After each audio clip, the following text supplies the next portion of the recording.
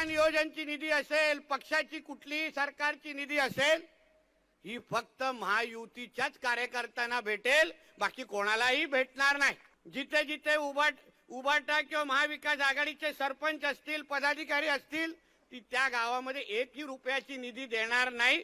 आपला बॉस वरती खंबीर बसलेला आहे, मला कसली चिंता नाही, कारण मलाही भरपूर त्रास विरोधी पक्षाचा आमदार म्हणून दिलेला निधीच्या बाबतीमध्ये।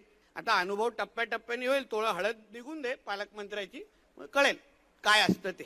आता तुमचा एक मंत्री डायरेक्ट बोलतो मी एकाही सरपंचाला निधी मिळू देणार नाही, यायचं असेल तर माझ्या पक्षात आहे। काय आहे?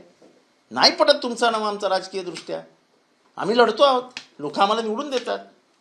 तो निधी काय तुम्ही घरनं नाही, तुमच्या शेतातनं येत नाही। जो महसूल जमा होतो महाराष्ट्रातनं त्याच्यातनं देता, तोही देताना तुम्ही त्याच्यात भेदभाव करता।